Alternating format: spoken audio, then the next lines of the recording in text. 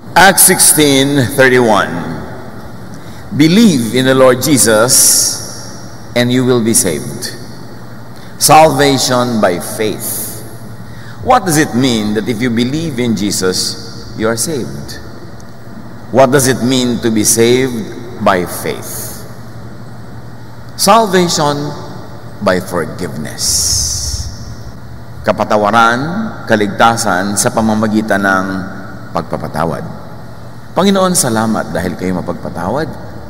At ngayon humihingi kami ng kalinawagan, malinawan sa aming isip, ang malalim, mataas, matayog, malawak na kahulugan ng salvation by faith.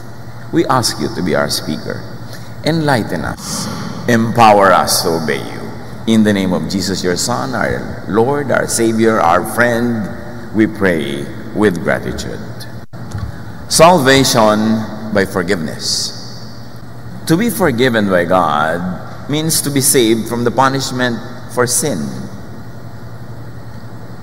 So we cannot pay for our sin, we only need to be forgiven. And to be forgiven by God, it is very clear that it means forgive others. That's the deal. You want to be saved from the punishment for sin? You want salvation? You want to be forgiven? Forgive others. Matthew 6:14. For if you forgive other people when they sin against you, your heavenly Father will also forgive you. So instead of just praying to be forgiven, do the more active, the more proactive thing, forgive. When you forgive people, you automatically get forgiven, with or without you asking. But if you do not forgive people, kahit paulit-ulit ka magdasal na patawarin ka, it doesn't work. Matthew 6:15. But if you do not forgive others their sins, your Father will not forgive your sins. Dito pa lang napakalinaw ng teaching ni Jesus. You want to be forgiven? You want to be saved from the punishment of sin? Forgive other people. Don't forgive, and automatically you don't get forgiven. Marami mga tao madadasalin, dasal na patawarin sila ng Diyos, pero hindi sila nagpapatawad sa kapwa. Walang effect ang dasal na yon. Sayang lang ang salita. To be forgiven also means you forgive yourself. Mark 12:31, love your neighbor as yourself. So hindi tayo pinagbabawalang mahalin ang ating sarili. Ang sinasabi lang, huwag mo kakalimutan ng kapwa mo, mahalin mo rin tulad ng pagmamahal mo sa sarili mo, which goes without saying na, yes, mahalin mo ang sarili mo. Huwag lang sarili mo, mahalin mo rin ang kapwa tulad ng pagmamahal mo sa iyong sarili. So ganun din, patawarin mo rin ang sarili mo tulad ng pagpapatawad mo sa iba. To really enjoy the blessings of God's forgiveness, apply it also to yourself. Maraming taong relihiyoso, yes, mapagpatawad, yes, maibigin, pero ang higpit-higpit sa sarili, galit sa sarili, hindi pinapatawad ang sarili. So hindi mo rin na-enjoy yung kapayapaan na dulot ng kaligtasan. Forgiving others and yourself unburdens you of anger, of bitterness, of isolation because of such anger. It also unburdens you of loneliness. Maraming mga tao malungkot kasi galit. Kasi maraming kagalit. At pag may mga kagalit ka, hindi mo pinapatawad, may pader sa pagitan nyo, naghihiwalay ka sa kanila. Forgiving unburdens you of the cycles of negative energy, of negative thought and negative act, which will color your world. In other words, forgiving unburdens and gives you salvation from hell on earth. When you do not forgive, you live on hell. In hell on earth. Kasi kung galit ka, nagtaramdam, nagtatampo, namumuhi, nabupuot, lumilikha ka ng impyerno sa iyong paligid. Kaya ang gusto ng Panginoon, magpatawad ka. Hindi para ka malugi. Hindi para ka ipadehado. Kundi panalo ka pag nagpatawad ka. Kasi ikaw ang number one beneficiary pag nagpatawad ka. Ikaw ang number one lugi pag di ka nagpapatawad. Ephesians 4:31, get rid of all bitterness, rage and anger, brawling and slander, along with every form of malice. And this will lead to your health. Physical, mental, emotional, spiritual health. Pag binaligtad mo yan, at pinayagan mo na magtira sa puso mo mga galit, hinanakit, sama ng loob, ang tanda-tanda ng problema, binubuhay palagi, nire-reprise, nire-replay, you are destroying your health. And that is your physical health, your mental health, emotional health, and overall spiritual health. Ang lahat ng ito, ang pagtanggal ng mga bitterness and anger is best done through forgiveness. Hindi ka matatahimik sa buhay pag meron kang galit kasi hindi ka makakabawi. Hindi ka makakapaghiganti. The only way for you to have peace is to forgive. Patulad nung may pautang ka na hindi naman binabayaran nung may utang, inaaway ka pa, kinakalimutan naman niya, o gustuhin man niya magbayad, hindi niya kaya, para ka matahimik, you have to write that debt off. Gawin mo lang siyang bad account. Ilipat mo doon sa isang column ng accounting book mo. Bad debt. Charge it there and forget about it so you can move on. Maraming tao, sayang pag nawala sila sa buhay natin forever. Yes, may kasalanan sila sa atin. Yes, may nagawa silang mali. Yes, sinasaktan nila tayo. Pero hindi lang naman yun ang buong-buo nilang pagkatao. Meron din silang mabuting ginawa. May mabuti pa rin magagawa.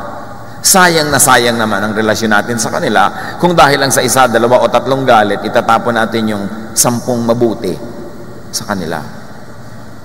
Kaya napaka-restorative pa rin at pinakamabuti pa rin na paraan to conserve is to forgive.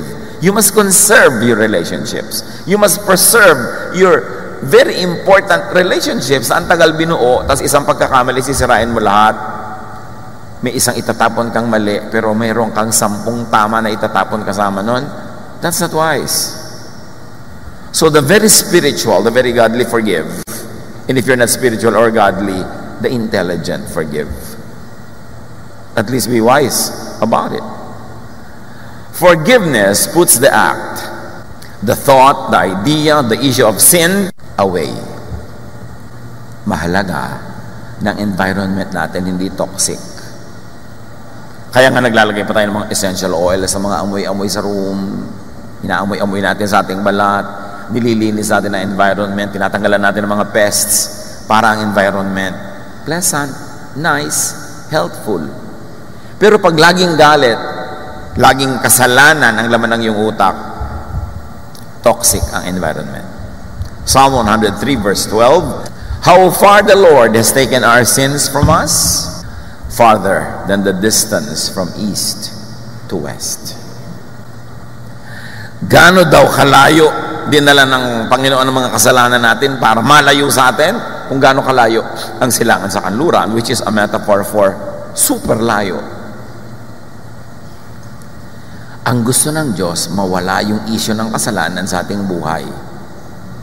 Hindi yung mawala ang ating mga pagkukulang at maging perfect tayo. Hindi yun ang ibig sabihin nun kasi unachievable yon this side of eternity.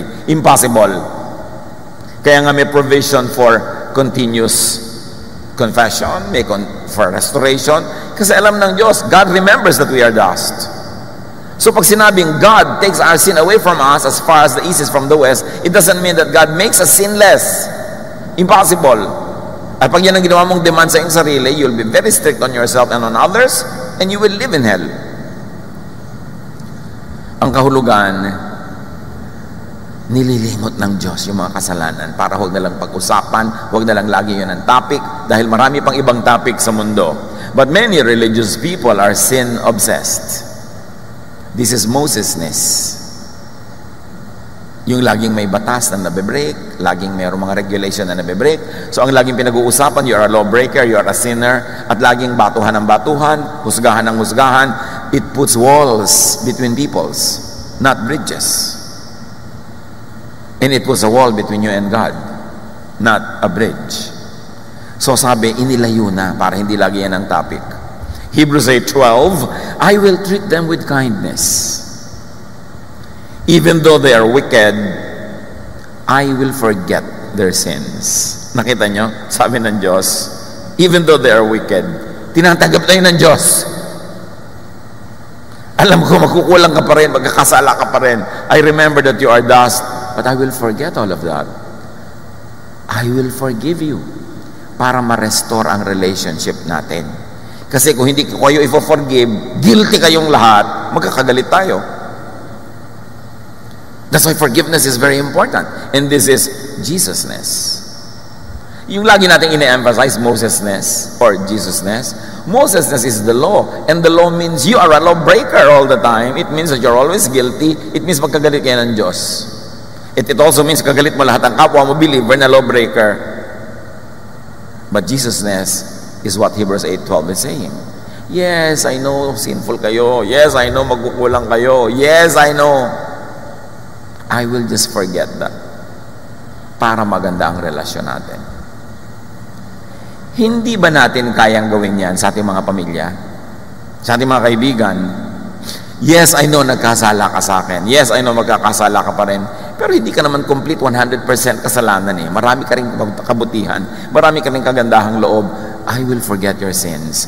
I will focus on the goodness of God that still lives in you para magkaroon tayo ng magandang relasyon, para hindi toxic ang relationship, para matahimik ang buhay. Pero kung lagi kong isusulat, kukwentahin, sisingilin ka sa iyong mga kasalanan, at ganun din ang gagawin mo sa akin, ganun ang gagawin natin sa isa't isa, impyerno ang buhay. That's why Jesus saves us from all that.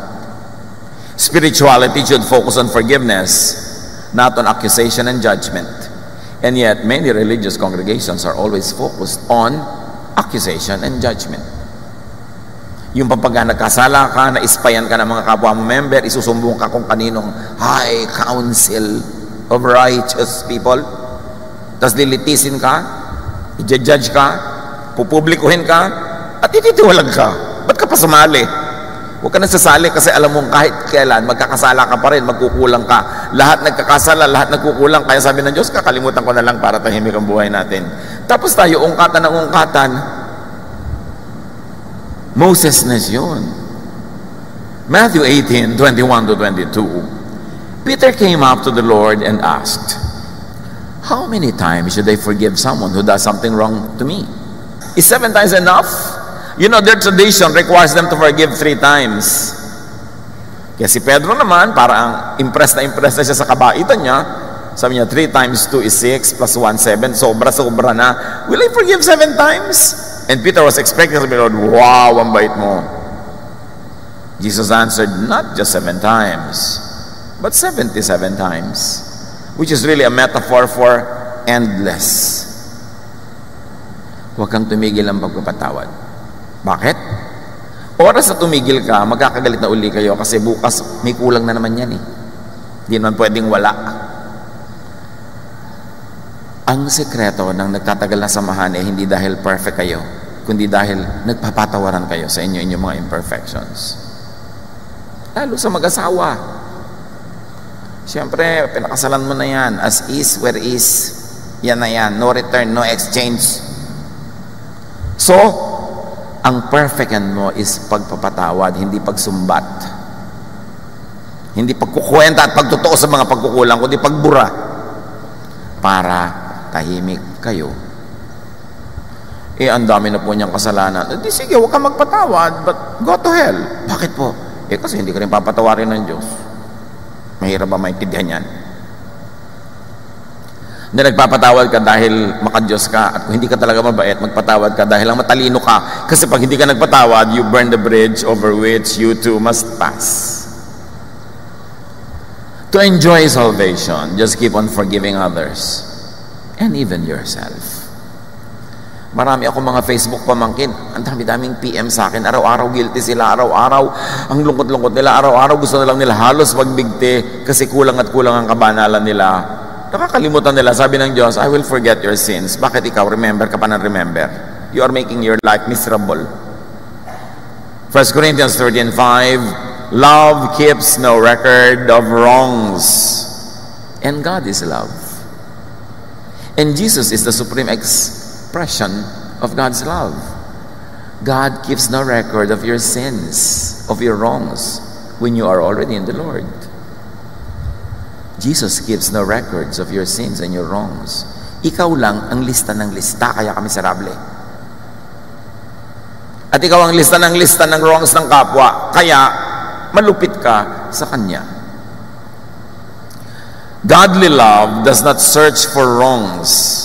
Godly love does not focus on wrongs, but focus on love and forgiveness. To enjoy salvation, get out of the sin mode, the sin mentality.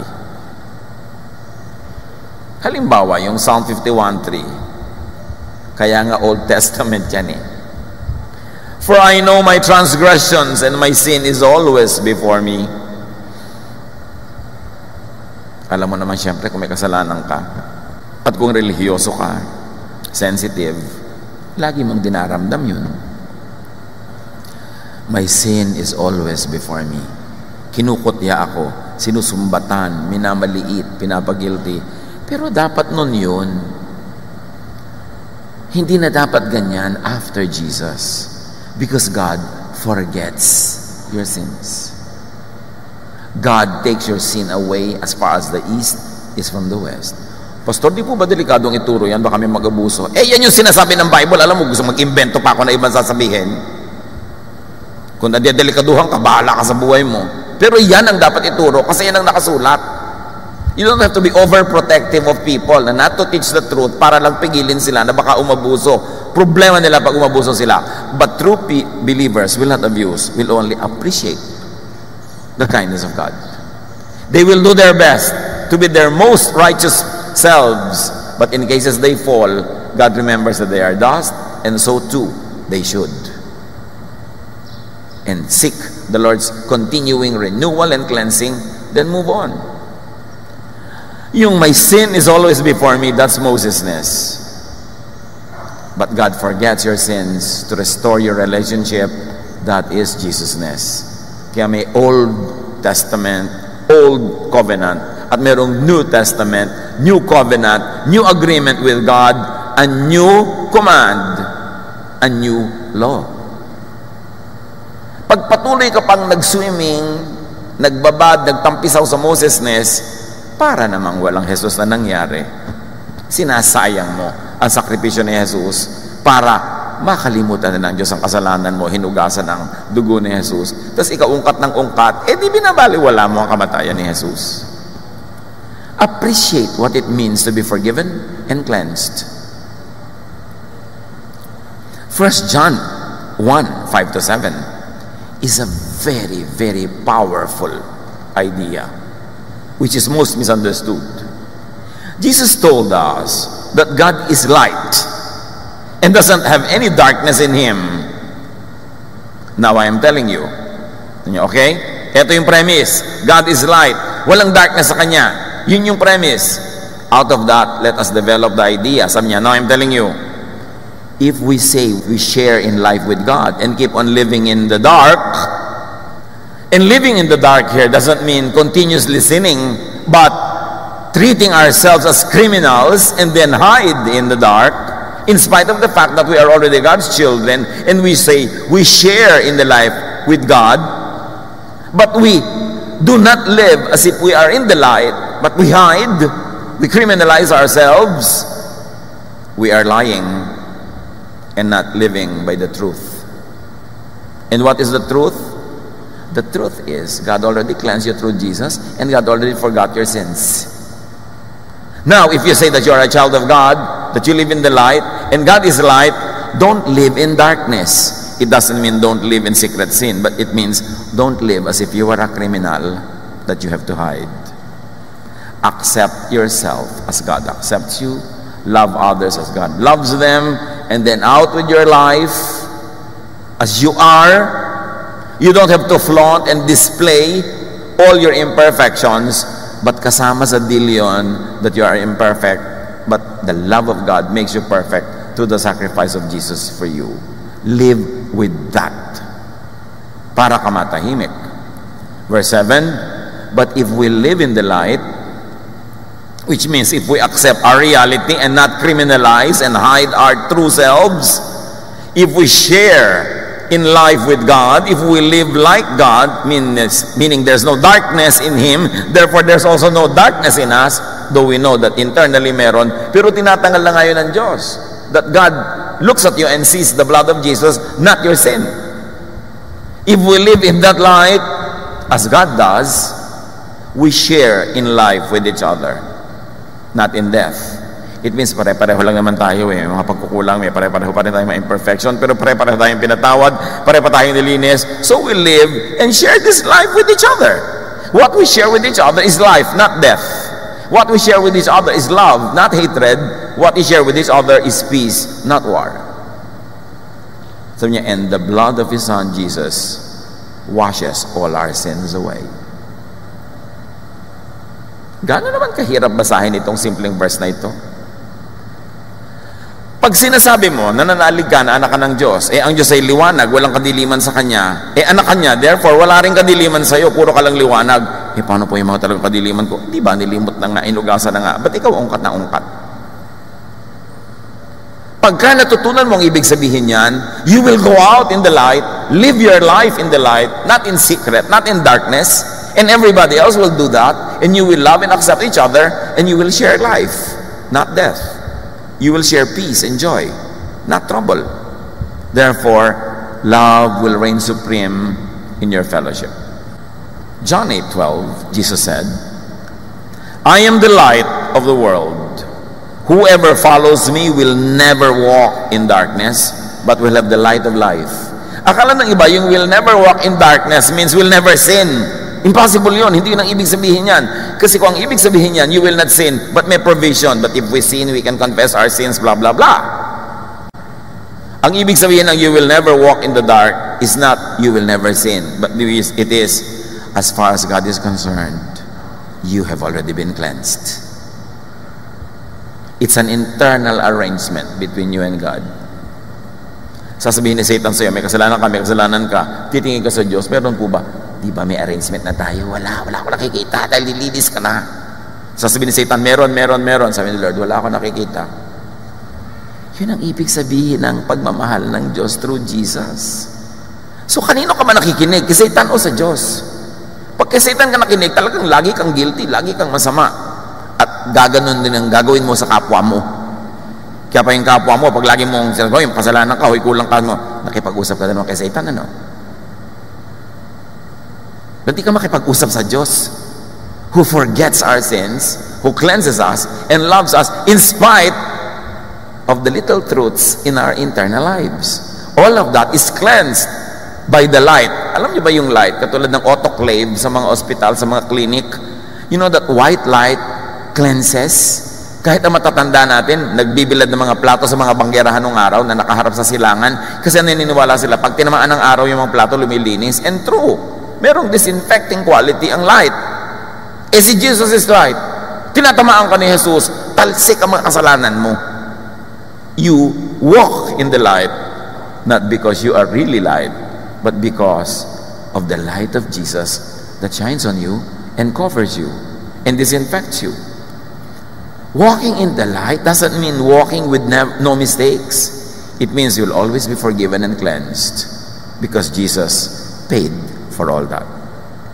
People who are forgiven are washed by the blood of Jesus. Kaya pag inaakusa mo ang kapwa mo sa mga patuloy niyang kahinaan, mga pagkakamali, minamaliit mo yung dugo ni Jesus na nakatakip, nakahugas sa kanyang kasalanan. Nung si Adan at si Eva nagkasala, ang unang ginawa ng Diyos, binihisan sila ng mga balat ng hayop. Kasi hubad sila at na-realize silang hubad sila. So nagkaroon sila ng feeling of nakedness, of incompleteness, of shame. So God covered them with animal skins. But you know what it takes to have animal skins? You have to kill an animal to get the skin. Hindi naman skinless longganisa yung mga animals. Siyempre, pagka tinanggal mo yung skin, they will die. Which really means God covered Adam and Eve with blood because it takes blood to take that skin away from an animal. And that blood looked forward to the blood of Jesus. That from the first couple that walked the face of the earth, there was already a provision for cleansing and forgiveness through the blood of the Son of God. In the beginning was the Word, and the Word was with God, and the Word was God. So in the beginning, naroon na rin si Jesus, and the Word became flesh, and dwelt among men, whose blood was sacrificed in the real sense for all the symbolic sacrifices that happened before, done in the name of the true sacrifice that will yet happen when Jesus becomes manifest in the flesh. Laging covered ka ng blood. Laging may nagbabayad. Sa Israel lang nga lang doon, ang pinagbabayad nila, mga hayop. Sabi kaya ng hayop, ano ginawa ko sa mundo? Bakit ako kailangan ma-sacrifice sa kasalanan nila? Kaya kinumpleto ni Jesus yun by one single sacrifice. God through Jesus has completed and perfected for all time all the sacrifices needed for the cleansing of sin. 1 Corinthians 6:11, but you were washed clean. Past tense na, ha? You were made holy. Past tense na rin. And you were made right with God, past tense, in the name of the Lord Jesus Christ, and by the Spirit of our God. Tapos na. You know, God is timeless. Alam niyo ba ang Diyos, wala siyang past tense, walang future tense, lahat present. Because God is. Sabi niya kay Moses, I am. Hindi I was, hindi I will be. I am. But the work of cleansing us is already done. Tapos na. Kahit sa mga gagawin mo pa bukas, next week, next year, tapos na. One single sacrifice. People who are forgiven are washed and bathed in God's light. 1 Thessalonians 5:5, you are all people who belong to the light. You belong to the day. We don't belong to the night or to darkness. So don't hide in fear. Come out in the light, and the light of Jesus cleanses you. What God sees is the light of Jesus, not your own personal darkness. So what we should see in others, in our brothers and sisters, is also the light of Jesus that covers them. Huwag tayo maging accusers, because accusing is the work of the devil. Justification, acceptance, and love is the work of Jesus. Do not criminalize yourself and others, because God doesn't. Of course, this does not mean that we are already morally perfect, because this is impossible. This means that we are looked upon, treated by God as light, not as dark. The darkness of and in people who are forgiven is turned into light. This is the miracle of the cross and the resurrection. God's people no longer have darkness. We are now people of the light. In spite of our daily realities that our accusing spirit will always say darkness, darkness, darkness, God says, I see light, because I brought your sin as far as the east is from the west, and I forgot all about them.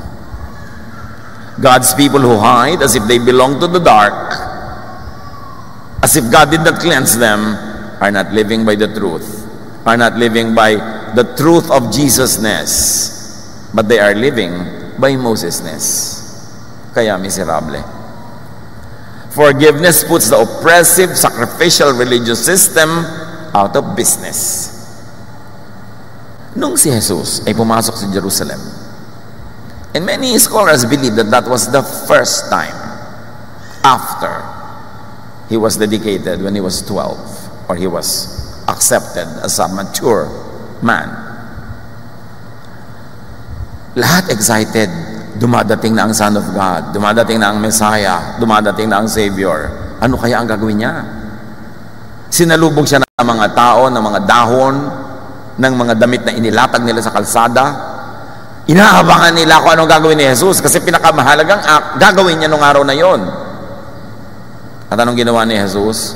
Tumuloy siya sa templo, which was the most sensible place to go to. It was the highest spot in the city. It was the most revered, most important to the people. Pero pagdating niya doon, hindi siya nag-offering. Ang ginawa niya, itinaboy niya ang lahat ng nagtitinda ng mga hayop na ino-offer. Ipinagtataob niya ang mga money-changing tables na mga bumibili ng mga animals for offering. At tapos umalis na siya. Sabi ng mga tao, yun lang. Alam niyo talaga ang ginawa ni Jesus nung pumasok siya doon? Symbolically, winakasan niya ang sacrifice. Kasi ang itinaob niya, mga money changers, ng bilihan ng animals for sacrifices. Ipinagtataboy niya ang nagtitinda ng mga hayop for sacrifices. Tinapos na Jesus ang sacrificial system in the temple. Kasi siya na ang i-offer once for all.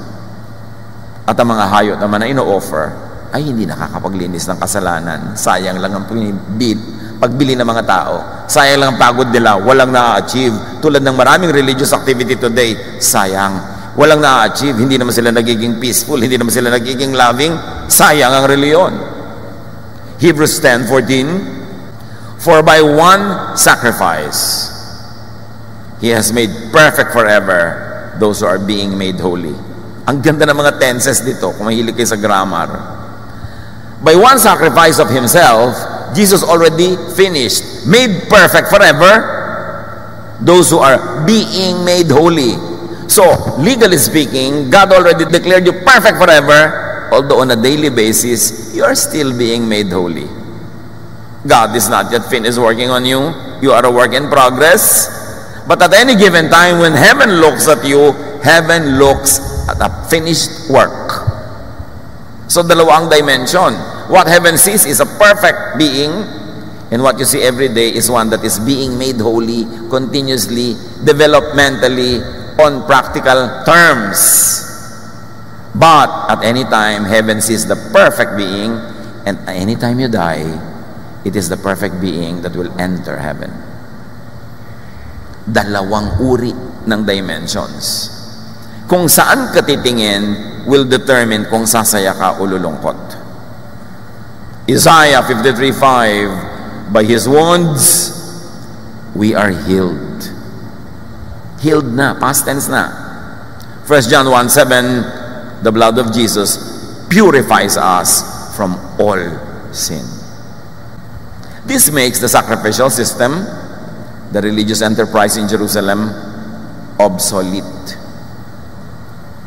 Wala nang kailangan for the sacrifices in the temple, therefore wala nang kailangan for the temple itself.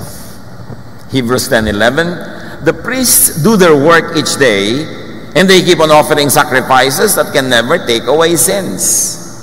And for 2,000 years, many priests work this every day. They make bloodless sacrifices for the forgiveness of sins. But the Bible says, even if they offered blood, it doesn't take away sin. What more if it's bloodless? Hebrews 10:18, when sins are forgiven, there is no more need to offer sacrifices. And through the blood of Jesus, sins are already forgiven.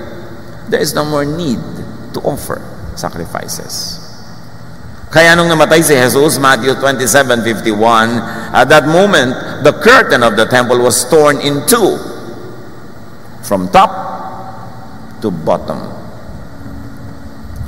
May makapal na kortina na naghihiwalay from the most holy place to the holy place. May mga grade pa ng holiness yung mga lugar nila eh. Yung sa labas, pwede Gentiles. Pero pagpasok mo, Jews lang. Pagpasok mo, holy place, yun lang mga qualified. At yung most holy place, only the high priest can enter there once a year to make offering. He brings blood to make an offering for the nation. Pagkatanggap-tanggap sa Diyos, sabi nila, yung offering, makakalabas siya ng buhay.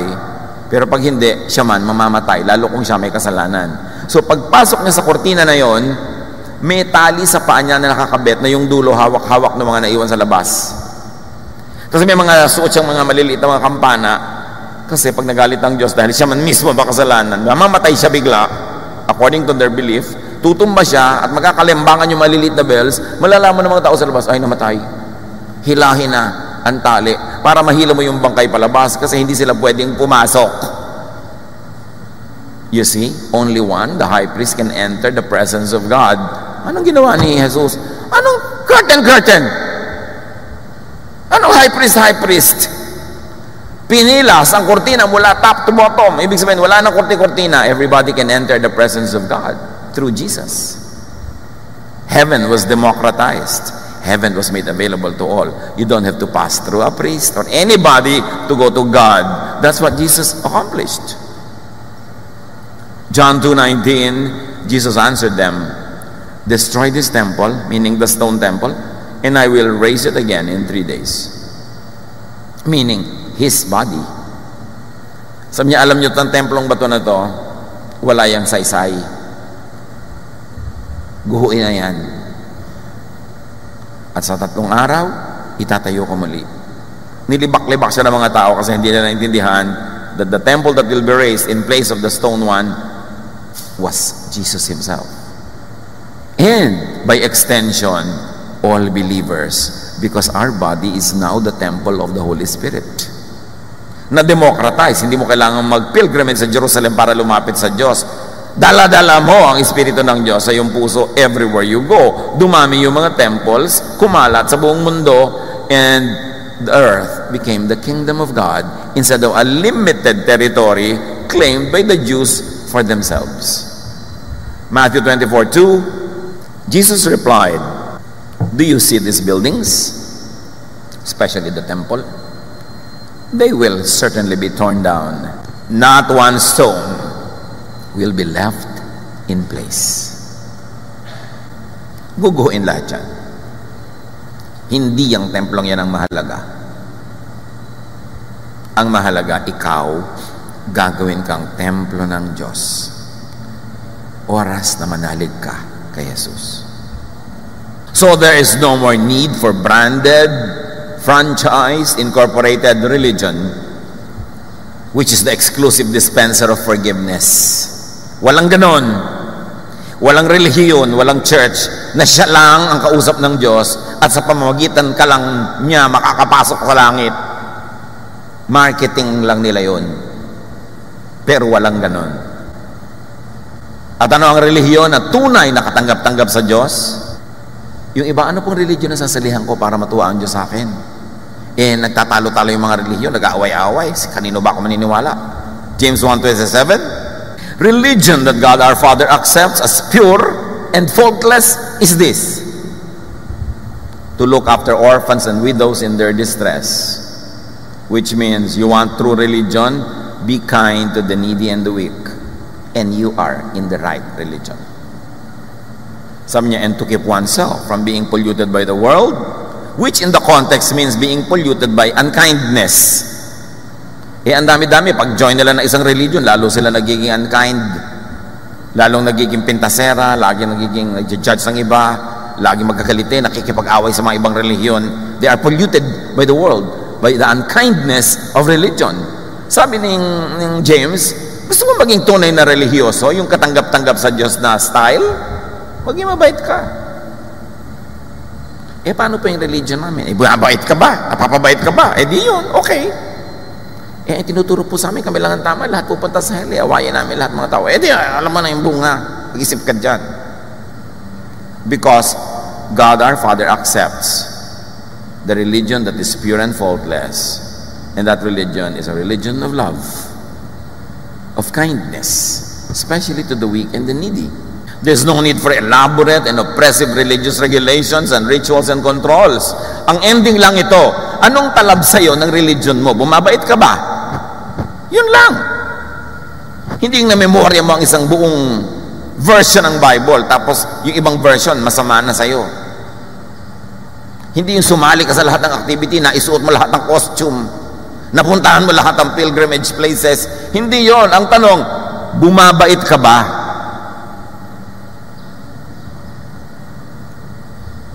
Nagiging ka bang mahabagin, maawain, to the point of helping people? Yan ang relihiyon na katanggap-tanggap sa Diyos. Walang brand, nakikita sa gawa. The content of Psalm 51 was modified, perfected by the blood of Jesus. And let's look at it. Psalm 51, again, Old Testament idea to, ha?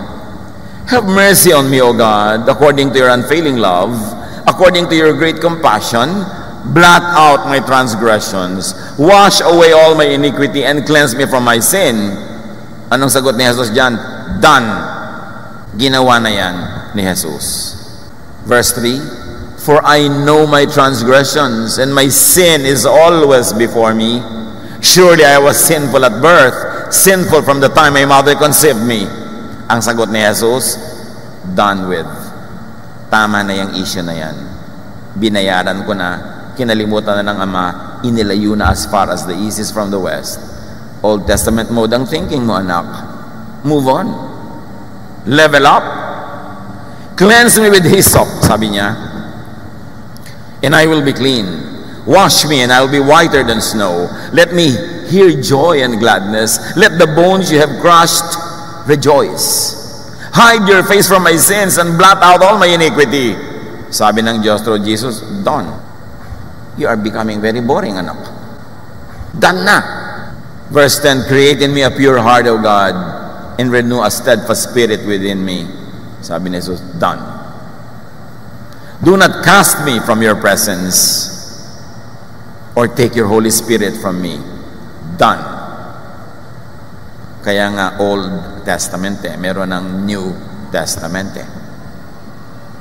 Kaya nga Old Covenant, meron ng New Covenant. Nasaan ka? Nasa Old ka ba o nasa New? Nasa Moses-ness ka ba o nasa Jesus-ness? Itong mga prayer na to, prayer bago nangyari ang pag-sacrifice ni Jesus. Prayer bago tinanggap si Jesus. Pero pagkatapos doon, irrelevant na rin yun. Conscious ka na lang dapat na lagi mong ayusin ang sarili mo in practical terms, in real daily terms. But as far as eternal values are concerned, as far as the eternal judgment of God is concerned, you have already been made clean. Hindi ka na mawawalay sa Diyos. Napakalaking away ng mga, even ng mga Bible-based Christians kung natatanggal o nawawala ang salvation. Romans 8:35, 38 to 39. Can anything separate us from Christ's love? I am sure that nothing can separate us from God's love. Not death, life, angels, or ruling spirits. I am sure that nothing now, nothing in the future, no powers, nothing above us or nothing below us, nothing in the whole created world will ever be able to separate us from the love of God that God has shown us in Christ Jesus our Lord. Nothing na nga Tapos lagi mo pang iniisip. Yung Psalm 51, balikan natin, yung in-update na ni Jesus, restore to me the joy of your salvation and grant me a willing spirit to sustain me. Sabi ni Jesus, done. John 8:36. So if the Son sets you free, you will be free indeed. Freedom, done.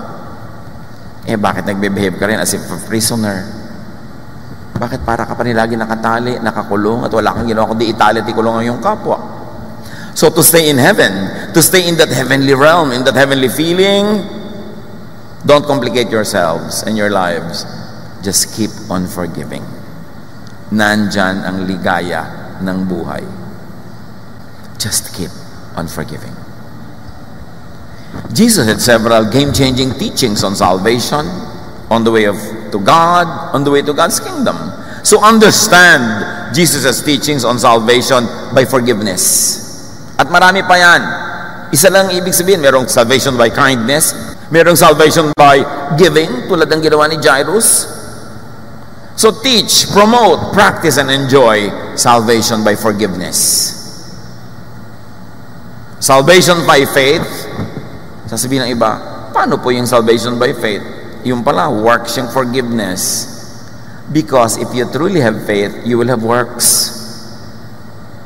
Salvation by faith in Jesus is salvation by faith in Jesus-ness, which means salvation by faith realized, materialized, accomplished, and shown by practical Jesus-ness.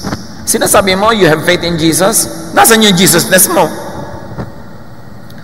May faith ka in Jesus, faith saves, pero ang practice mo sa buhay, Moses-ness, di kay Moses ka talaga may faith, hindi kay Jesus. Salvation by faith, James 2:17. Faith, if it has no works, or no works of Jesus-ness, is dead. Faith means practical works. Faith by itself, if it is not accompanied by action, is dead. So pag sinasabi mong salvation by faith, bakit parang salvation by works? Because faith may kakambal na work. If you really believe in Jesus, therefore you will believe in Jesus-ness, you will do things and works in the concept, in the idea of Jesus-ness. Hindi sapat maniwala ka, I'm saved by faith, tapos ang lupit-lupit mo, hindi ka nagpapatawad. May faith ka, pero kanino? Kasi kung yung faith na yun kay Jesus, therefore maniniwala ka sa teaching ni Jesus, i-implement mo sa buhay at teaching ni Jesus, yung faith mo will translate into works. Works of love, works of forgiveness. Related yun. Sabi nyo, ganun lang? Forgive lang? Heaven na? Huwag mong langin. Salvation is free, but it is not cheap. Because Jesus paid for it. Jesus did all the work, kaya dumali sa'yo. Pero hindi madali yung work itself. Pinadali lang niya para kapag pahingahin. Yun ang love of God. Matthew 11:28-30, sabi ni Jesus, "Come to me, all of you who are weary and burdened, and I'll give you rest." Dapat yung inuungkat ko yung Matthew 11:28-30, hindi ko nasabihin ng laman, automatic na, dahil paulit-ulit tayo sa verse na ito eh.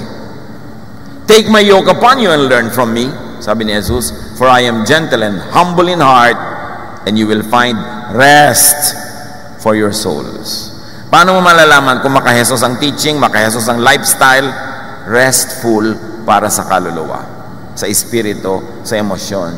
Kahit pagod ang katawan mo, nakapahinga ang yung espiritu. Alam mo kay Jesus yun. Pero kung hindi nagpapahinga ang espiritu mo, lagi kang guilty, lagi kang natatakot, hindi yan galing kay Jesus. Kasi sabi ni Jesus, "Fear not, I have overcome the world." Those who understand love, those who live in love, will not fear. And verse 30 ng Matthew 11, "For my yoke is easy and my burden is light."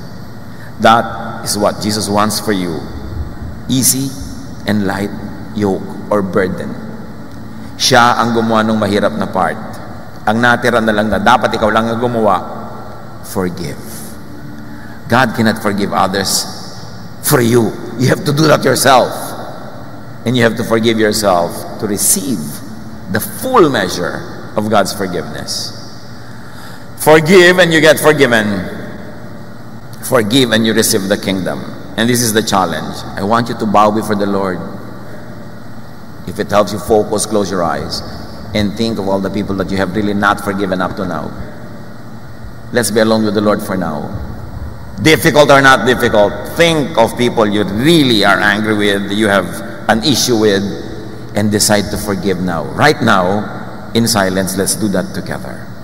You may not be able to remember one by one, but you can also have a very big, one-time, big-time forgiveness that you will give to people. Kahit later nyo na maalala kung sino sila, patawarin nyo na ngayon. Kasi yan ang bara para kayo patawarin ng Diyos, para kayo magkaroon ng kapayapaan, katahimikan, at tumanggap na maraming mga pagpapala. Tama na mga drama-drama na nakaraan, you have to leave that behind so that you can move on. And those of you who are deciding to forgive, though you might remember the specific names later on, I want you to declare to the Lord that yes, at this point, you are forgiving those that have wronged you or those that you think have wronged you. Make that offering to the Lord to forgive. I want you cleansed, forgiven, because you have forgiven others. As much as you can remember now, although it need not be complete, whisper into God's ears the names of the people that you are forgiving right now. And let God lift that burden from your heart. Father, thank you for the opportunity to review our hearts and to search for an unforgiving spirit and to be cleansed from it right now. Father, as your people declare forgiveness to others, we believe in your promise that you too will forgive each one of us. We receive that continuing forgiveness. We receive that ever-increasing measure of your love and blessing. And Lord, I ask you to bless your people. Give them to them now all the blessings that had been withheld just because we have been unforgiving. Open the doors of heaven. Open the floodgates of heaven and pour out on these children of yours blessings that you would have loved to give them long ago but can give them only now that they have really forgiven. People of God, receive this blessing. And more importantly, receive the peace. Receive the love. Receive the quiet spirit. Receive a helpful environment for your spiritual growth. Father, we thank you in the name of Jesus, by whose blood you forgive us.